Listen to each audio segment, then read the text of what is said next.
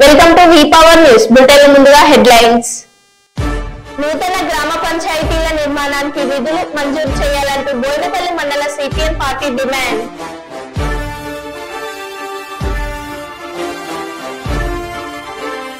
గ్రామాలలో బెల్ట్ షాపుల నిర్వహణపై కోమటిరెడ్డి రాజగోపాల్ రెడ్డి ఫైర్.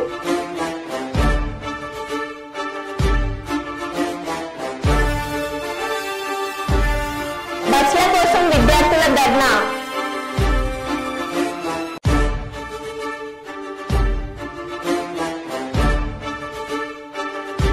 శ్రీశైలం జలాశయానికి కొనసాగుతున్న వరద 10 గేట్లు ఎత్తి 12 అడుగుల మేర దిగువకు నీటి విడుదల.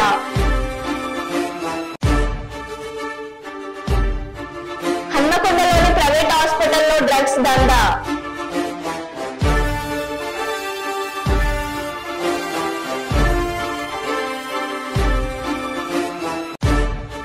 సుల్తానాబాద్ 30 పడకల ఆసుపత్రిని తనిఖీ చేసిన కుటుంబ ఆరోగ్య సంక్షేమ శాఖ సంచాలకులు ఆర్వి కర్నల్.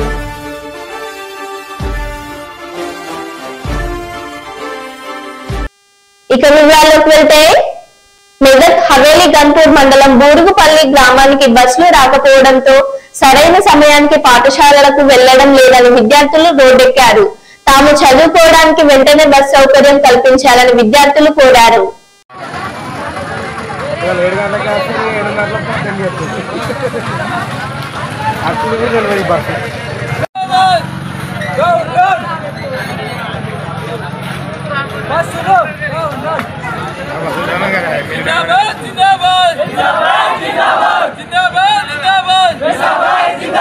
సమయానికి బస్సులు నడపాలి నడపాలి చురుపల్లి వాడి ఈ రూట్లలో బస్సులు నడపాలి నడపాలి సమయపాలన బస్సులు పాటించాలి పాటించాలి.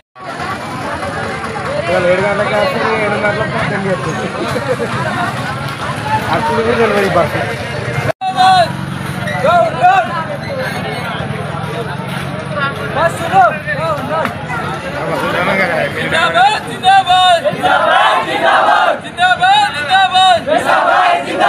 సమయానికి బస్సులు నడపాలి నడపాలి చురుపల్లి వాడి ఈ రూట్లలో బస్సులు నడపాలి నడపాలి సమయపాలన బస్సులు పాటించాలి పాటించాలి.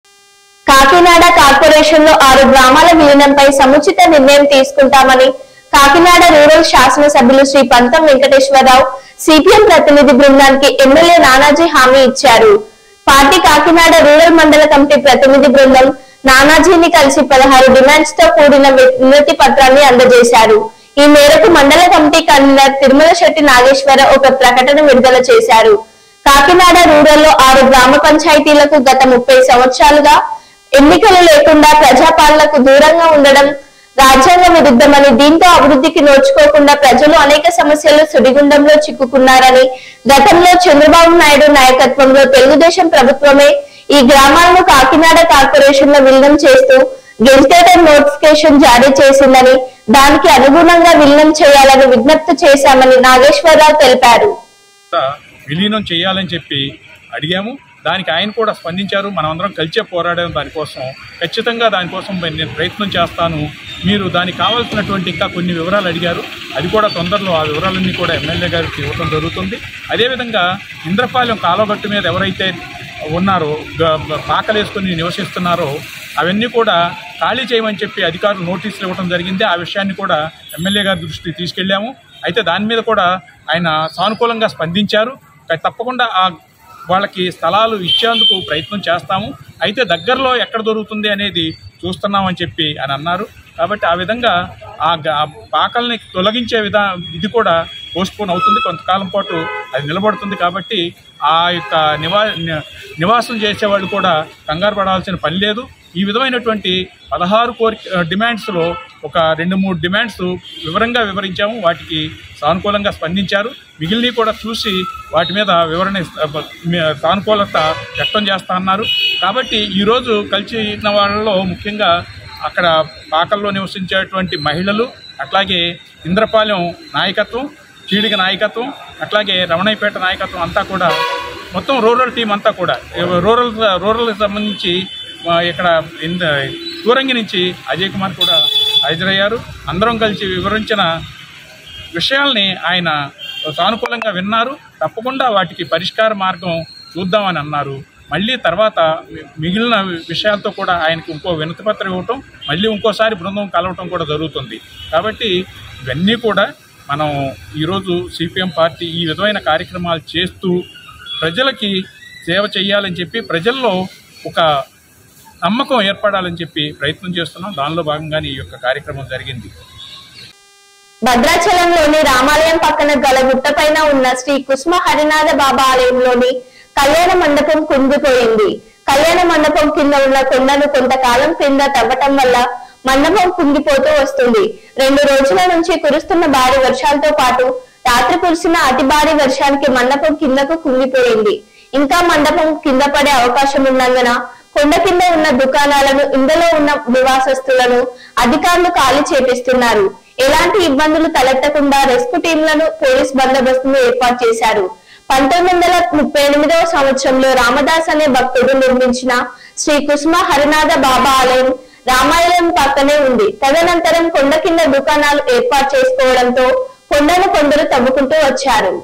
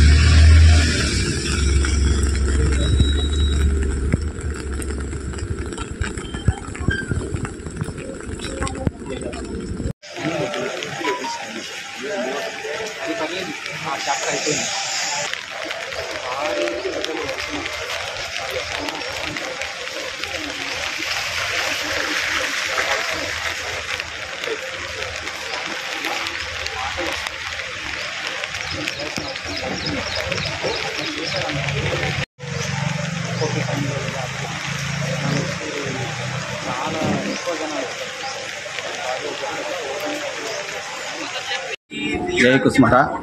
భద్రాచలంలో శ్రీ రంగనాయక స్వామి గుట్టపైన వేంచేసి నుండి శ్రీ కుసుమహర్నాథ్ బాబా దేవాలయం నందు గత 100 సంవత్సరాల క్రితం ఈ ఆలయం పులిశెట్టి రామదాసు గారు అనే మహాభక్తుడు ఈ ఆలయం నిర్మాణం చేశారు. చేసినప్పటి నుంచి ఇక్కడ పూజా కార్యక్రమాలు చక్కగా జరుగుతున్నాయి. ఈ కళ్యాణ మంటపం అంటే వెనక ఉన్న కళ్యాణ మంటపం పూర్వం వారే నిర్మాణం చేశారు. దాంట్లో కళ్యాణం జరిగేది. ఇప్పుడు ఆ కళ్యాణ మంటపంలో కళ్యాణాలు జరగటం లేదు, ఆలయంలోనే కళ్యాణాలు జరుగుతున్నాయి. అయితే ఈ వర్షాల కారణం వల్ల ఆ కళ్యాణ మంటపం మట్టి అంతా కుంగిపోయి అది పడిపోయే శిథిలావస్థలకు వచ్చింది, పడిపోయే సూచన ఉన్నది. కావున దాన్ని తీసివేయాలని పెద్దలు నిర్ణయం చేశారు. కర్నూలు రూరల్ మండలం పరిధిలో ప్రభుత్వ కార్యక్రమాలన్నీ అమలు కావాల్సిందేనని కర్నూలు రూరల్ మండలం ఎంఆర్ఓ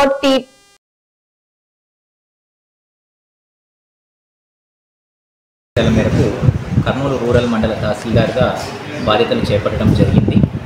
ఈ మండల పరిధిలో రాష్ట్ర ప్రభుత్వ కార్యక్రమాలన్నీ కూడా ఎటువంటి ఇబ్బందులు లేకోకుండా ప్రజలందరికీ కూడా ఇన్ టైం అవన్నీ కూడా రీచ్ అయ్యేటట్టుగా ఎటువంటి అబ్స్టికల్స్ లేకోకుండా చేరేటట్టుగా నా వంతుగా నేను అన్ని తదుపరి చర్యలు తీసుకుంటానని తెలియజేసుకుంటున్నాను.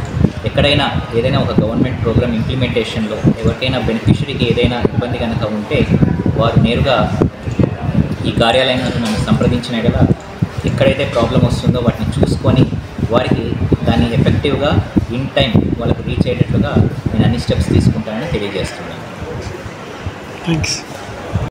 జీసింగవరం గ్రామం నుండి టీడీపీ తరఫున గ్రామ సమస్యలు, కాలువలు కానీ డ్రైనేజీలు కానీ ఏదన్నా ఉన్న సమస్యల గురించి ఎంఆర్ఓ వారిని కలవడం జరిగింది. నూతన ఎంపీ అయిన ఎంఆర్ఓ వారిని కలవడం జరిగింది. ఆయన కూడా సరే ఏ పనులు ఉన్నా కూడా దానికి నేను పరిశీలించి చేయడానికి కృషి చేస్తానని కూడా చెప్పడం జరిగింది.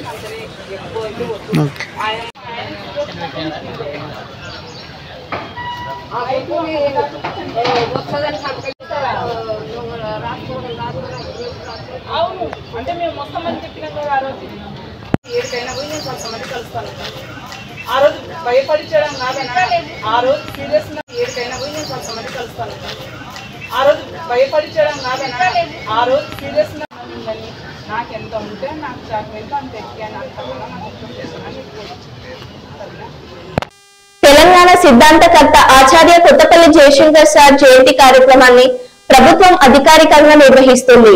మంగళవారం హన్మకొండ బాలసముద్రంలోని ప్రొఫెసర్ జయశంకర్ ఏకాశీల పార్కులోని జయశంకర్ సార్ విగ్రహానికి తెలంగాణ రాష్ట్ర శాసన మండలి డిప్యూటీ చైర్మన్ బండ ప్రకాష్, హన్మకొండ జిల్లా collector Praveenya, GWMC commissioner Ashwini Tanaji Wakkade విగ్రహానికి పూలమాలలు వేసి నివాళులర్పించారు. అనంతరం శాసన మండలి డిప్యూటీ చైర్మన్ బండ ప్రకాష్ మాట్లాడుతూ తెలంగాణ గురించి అనేక నివేదికలు వెలువడించిన వ్యక్తి అని, తెలంగాణలో జరిగిన ఆకలి చావులు, రైతుల ఆత్మహత్యల మీద, తెలంగాణ వెనుకబాటుతనం, తెలంగాణ నీటి వనరులపై, నియామకాల మీద, నిధుల మీద విస్తృతంగా పరిశోధనలు చేసి తెలంగాణ సమాజాన్ని చైతన్యవంతం చేసిన వ్యక్తి జయశంకర్ సార్ అని అన్నారు. వారు వరంగల్లో రిజిస్టర్ గా పనిచేసిన వైస్ ఛాన్సలర్ గా పనిచేసి రిటైర్ అయిన తర్వాత పూర్తి స్థాయి ఉద్యమంలోకి అంకితమైన వ్యక్తి అని అన్నారు.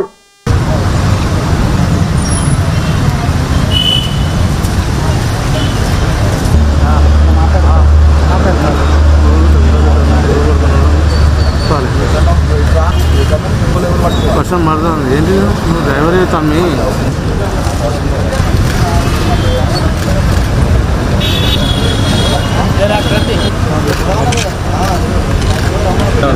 ప్రభుత్వం తరఫున మనం నిర్వహించుకుంటున్నాం.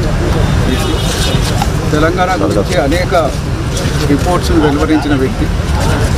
అంతేకాకుండా తెలంగాణలో ఏం జరుగుతున్నది అనే అంశం మీద, తెలంగాణలో జరిగే ఆకలి చావుల మీద, రైతుల ఆత్మహత్యల మీద, తెలంగాణ వెనుకబాటుతనం మీద, తెలంగాణ నీటి అంశం మీద, నిధుల మీద, నియామకాల మీద విస్తృతంగా తన పరిశోధనతో సమాజాన్ని చైతన్యం చేసిన వ్యక్తి డాక్టర్ జయశంకర్ గారు.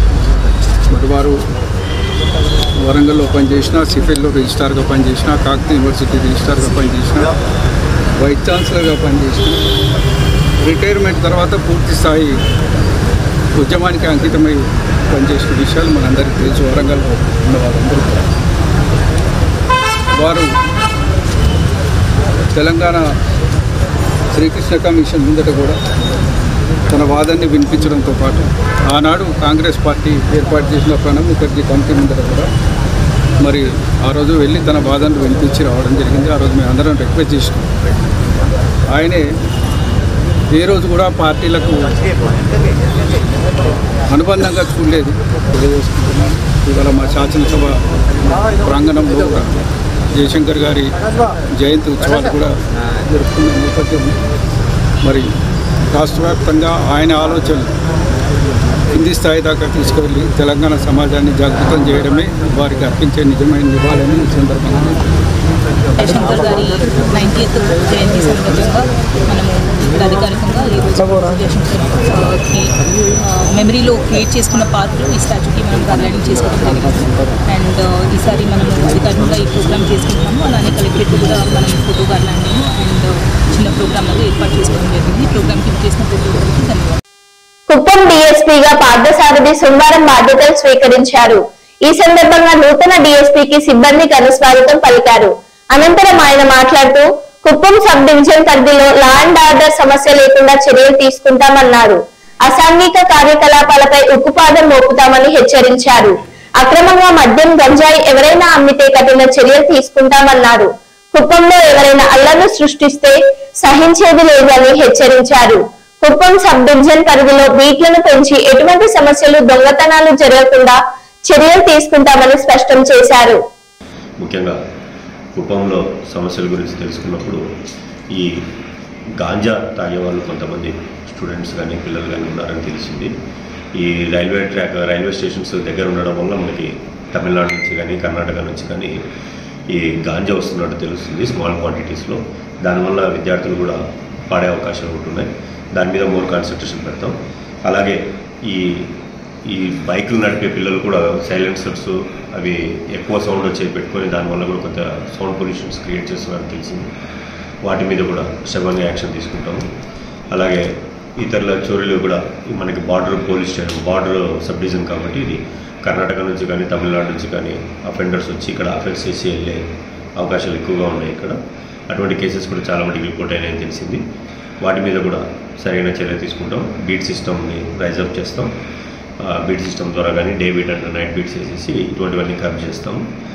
అలాగే కుప్పంకి కావాల్సిన విధంగా శాంతి భద్రతలు రాజీ లేకుండా డ్యూటీస్ చేసి మా సబార్డినేట్స్ అందరిని కూడా గేరప్ చేసి కుప్పంలో ప్రశాంతత ఉండేటట్టు ప్రయత్నం చేస్తాం. హన్మకొండలోని రోహిణి హాస్పిటల్ మెడికల్ షాప్ లో ఎక్స్పైర్డ్ మెడిసిన్ ను విక్రయిస్తుండటంతో రెడ్ హ్యాండెడ్ గా పట్టుకున్న డ్రగ్ కంట్రోల్ బోర్డు అథారిటీ సభ్యులు మరియు వరల్డ్ కన్స్యూమర్ యాక్ట్ ప్రతినిధులు. అమాయక ప్రజల ప్రాణాలతో చెలగాటమాడుతున్న హాస్పిటల్ యాజమాన్యం చిన్నపిల్లలకు రోగులకు కాలం చెల్లిన మెడిసిన్స్ అమ్ముతున్నారు. కాలం చెల్లిన మెడిసిన్స్ ను అమ్మి సొమ్ము చేసుకుంటున్న హాస్పిటల్ యాజమాన్యం పేద మధ్యతరగతి రోగులను టార్గెట్ చేస్తూ అమ్ముతున్నట్లు కంప్లైంట్ రావడంతో ఆకస్మికంగా తనిఖీ చేసిన drug control board authority consumer act ప్రతినిధులు కాలం చెల్లిన మందులు అమ్మినట్లు నిర్ధారణ కావడంతో డిస్ట్రిక్ట్ డ్రగ్ కంట్రోలర్ కు ఫిర్యాదు చేశారు. హాస్పిటల్ పైన కఠిన చర్యలు తీసుకోవాలని డిమాండ్ చేశారు. అక్కడి నుంచి తీసారు ఇది ఇందాక తీసిన బాటిల్ అక్కడి నుంచి తీసారు. చాలా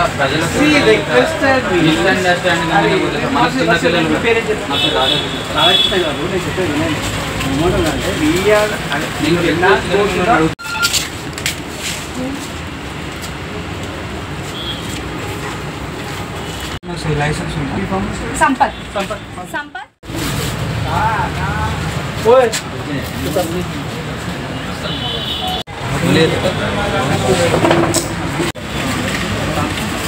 give me permission madam, check చేసుకోవచ్చా?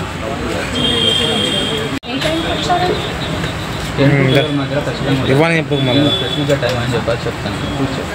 పులిషన్ కంప్లీట్ అయిపోయినా. హలో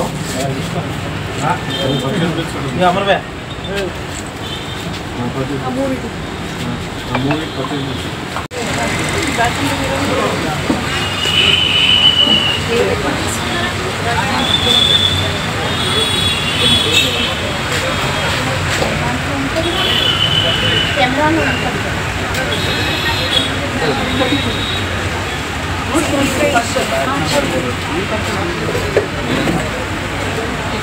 చూడకుండా మిస్ మ్యాచ్ చేయొచ్చు. అన్ని మీరు బ్యాచ్ చెక్ చేస్తారంటే అపోహ తక్కువ మాత్రమే ఎక్కువ జరగదు.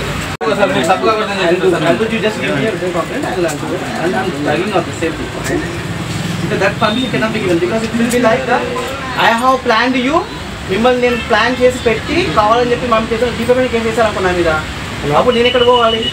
అండర్స్టాండ్ మై సైడ్ ఉంటాం సార్. ఫర్ వాట్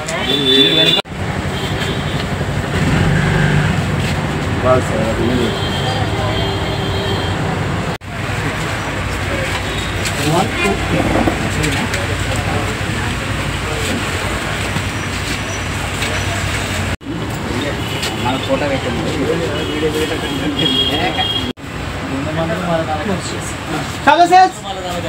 25 సంవత్సరాల నుంచి పిఠాపురం నియోజకవర్గంలో స్థానిక ప్రజలు కార్యకర్తల నాయకులతో నా అనుబంధం. ప్రతి ఒక్కరికి పేరు పేరున కృతజ్ఞతలు. పిఠాపురం నియోజకవర్గంలో ఎంతో అభివృద్ధి చేయడం నా వంతు కృషి చేశాను. పార్టీ కోసం కృషి చేయడం తప్ప వెన్నుపోటు రాజకీయం నాకు తెలియదు. నేను రాజీనామా చేసిన పిఠాపురం ప్రజలకు, కార్యకర్తలకు, నాయకులకు సమానత్వం చేసి వారిచే అభిప్రాయం వరకు త్వరలో నా అభిప్రాయం తెలియజేస్తాను. పిఠాపురం అభివృద్ధి వైపే ఉంటాను. అందరికీ అందుబాటులో పిఠాపురంలో ఉంటాను. కృతజ్ఞతలు తెలియజేస్తా ఉన్నా. అలాగే ఈరోజు మీ అందరినీ ఈ ప్రెస్ మీట్కి పిలిచిన కారణం, ఓ 25 సంవత్సరాలుగా ఈ పిఠాపురం నియోజకవర్గ ప్రజానీకంతో మమేకమయ్యి 2 పర్యాయాలు శాసనసభ్యుడిగా చేసినటువంటి పిఠాపురం నియోజకవర్గ ప్రజానీకం, అలాగే మా నాయకులు, క్యాడరు అందరూ కూడా, ప్రజలు అందరూ కూడా నన్ను ఆశీర్వదించి వారు శాసనసభ్యుడిగా చేసినటువంటి పిఠాపురం ప్రజలకి ముందుగా కృతజ్ఞతలు తెలియజేస్తూ, నేను రాజకీయాల్లో ఈ 25 సంవత్సరాల్లో ఈ పిఠాపురం ప్రజలకి నా శక్తి వంచన లేకుండా ఏ పార్టీలో ఉన్నా ఆ పార్టీకి గౌరవం పెంచుతూ ప్రజల కష్టాల్ని నా సమస్యగా తీసుకుని వెళ్ళడం జరిగింది. గత 2-3 నెలలుగా మీ అందరికీ తెలుసు. అయితే మీరందరూ భావించవలసిన విషయం అవుతుంది. నాకు రాజకీయాల్లో పనిచేసే తత్వమే తప్పించి ఏ పార్టీలోకి ఉంటే ఆ పార్టీకి గౌరవం పెంచే విధంగా, ఆ పార్టీని పెంచే విధంగా నాకు పనిచేయడమే తెలిసి తప్పించి వెన్నుపోటు రాజకీయాలు కానీ ఇటువంటి నాకు తెలవదు. గత 4 నెలలుగా జరిగినటువంటి పరిస్థితుల్లో మీ అందరికీ తెలుసు. దాంట్లో భాగంగా ఈ రోజున నేను వైఎస్ఆర్ కాంగ్రెస్ పార్టీకి రాజీనామా చేస్తున్నాను. అలాగే పిఠాపురం ప్రజలకి ఎల్లప్పుడూ కూడా నేను రాజీనామా చేసినా మరి ఏ రకంగా పార్టీ నాయకులు, మా కేడరు, సర్పంచులు, ఎంపీటీసీలు, కౌన్సిలర్లు అందరూ కూడా సమాలోచన చేసి వారందరి అభీష్టం మేరకు త్వరలో ప్రణాళిక మీ అందరికీ కూడా మీ అందరి సమక్షంలోనే నేను చేస్తాను. ఏదైనా రాజకీయ ఆశతోటి కానీ ఇంకో రకంగా కానీ నేను ముందుకెళ్ళటం లేదు. ఈ నియోజకవర్గ అభివృద్ధి, పిఠాపురం ప్రజల యొక్క భవిష్యత్తు ప్రతి ఒక్కరికి కూడా అండగా ఉంటాను. ఈ పిఠాపురంలోనే ఉంటాను. ఈ పిఠాపురంలో మా క్యాడర్కి కానీ, సర్పంచులకు కానీ, ఎంపీటీసీలకు కానీ, కౌన్సిలర్లకు కానీ అందరికీ కూడా నేను అండగా ఉంటాను. త్వరలో వాళ్ళందరితోటే నిర్ణయం తీసుకుని ముందుకెళ్తానని చెప్పి మీ అందరికీ కూడా సవినయంగా నమస్కారం చేస్తూ సెలవు తీసుకున్నాను. ఈరోజు నేను ఒక్కనే రాజీనామా చేస్తున్నాను. త్వరలో వారందరూ అభీష్టం మేరకు ప్రణాళిక సిద్ధం చేసి వారి అభీష్టం మేరకే నిర్ణయం తీసుకుని అందరూ కలిసి సమిష్టిగా మేము ఆ పార్టీలో జాయిన్ అవుతాము అని చెప్పేసి తెలియజేస్తాం. అధికారం ఉందని పెత్తందారులాగా ప్రవర్తించవద్దు. క్రింద స్థాయి ఉద్యోగులతో పనిచేయించుకోండి, అంతేగాని అధికారం ఉందని అహంకారంతో వారిని అవమానించేలా మాట్లాడొద్దు అని నిన్న జరిగిన జిల్లా కలెక్టర్ల ఎస్పీల మీటింగ్ లో మాట్లాడిన మన రాష్ట్ర ముఖ్యమంత్రి. పెట్టుకునే టైం మనం పెట్టుకుందాం, ఎట్లా చేయాలనో నిర్దేశిద్దాం. కానీ రూల్ బౌండెడ్ కాకుండా హ్యూమన్ యాంగిల్లో మీరు ఆలోచించండి. ప్రతి ఒక్క సమయాన్ని, ప్రతి ఒక్క ఇష్యూని రూల్ బౌండెడ్గా మీరు ఆలోచించేంత వరకు సమస్య పరిష్కారం కాదు. కానీ హ్యూమన్ యాంగిల్లో ఆలోచించినప్పుడు అదే రూల్ కింద ఆ సమస్యను పరిష్కారం చేసే పరిస్థితి మీకు వస్తుంది. అలాంటి ఆలోచనకు శ్రీకారం చుట్టాలి. మీ సబార్డినేట్స్ని కూడా ఎక్కడ కానీ మీరు చెప్తున్నా, మన ప్రవర్తనలో ఒక పాజిటివ్ ప్రవర్తన ఉండాలి. ప్లింతీ లాంగ్వేజ్ వాడడం, లేకుంటే మనకు అధికారం ఉందని ఒక పెత్తందారి వ్యవస్థ మారిగా బిహేవ్ చేయడం, అలాంటి ఎక్కడా లేకుండా ప్రతి ఒక్కరూ గుర్తుపెట్టుకోవాల్సింది. కొలీగ్స్ని ఏ విధంగా పని చేయించామో రాజీ లేదు, కానీ వల్గర్గా మాట్లాడి వాళ్ళని కొంచెం ఇన్సల్ట్ చేయడం ఇలాంటి చేయకూడదన్న అభిప్రాయం. దాన్ని మీరు ఫాలో కావాలి. మీరు చేసే పని మాకు రిఫ్లెక్ట్ అవుతుంది. మళ్ళీ ఈ విషయం గుర్తుపెట్టుకోవాలి. మీరు ఒక వ్యక్తి అయితే మీకు అన్వయిస్తారు. వ్యవస్థలో ఒక భాగమైనప్పుడు హెడ్ ఆఫ్ ది ఆర్గనైజేషన్ ఎవరైతే ఉంటారో వాళ్ళు కూడా వస్తుంది. ఈ విషయం మీరు గుర్తుపెట్టుకోవాల్సిన అవసరం ఉంది. రెండోది యాక్సెసిబిలిటీ. మీ టైంని ఇయర్ మార్క్ చేసుకోండి. నేను కూడా ఎవ్రీ సాటర్డే కూర్చొని సీఎంఓ ఏ విధంగా పనిచేసాం, టైం ఎట్లా మేనేజ్ చేసాం, నేను ఎట్లా ఇంప్రూవ్ చేసుకోవాలి, అన్ని విషయాల్లో ఒక పక్క మీటింగ్స్, ఒక పక్క పబ్లిక్ రిలేషన్స్, ఒక పక్క మా పార్టీ వర్క్, అన్నిటికి కూడా మేము ఇయర్ మార్క్ చేసుకొని ముందుకు పోతున్నాం. అందరికి యాక్సెసిబిలిటీ ఇచ్చే పరిస్థితిలో ఉన్నాం. మీరు కూడా వీలైనంత వరకు యాక్సెసిబిలిటీ ఉండాల్సిన అవసరం ఉంది. మరో బులెటిన్లో మళ్ళీ కలుద్దాం. Stay tune.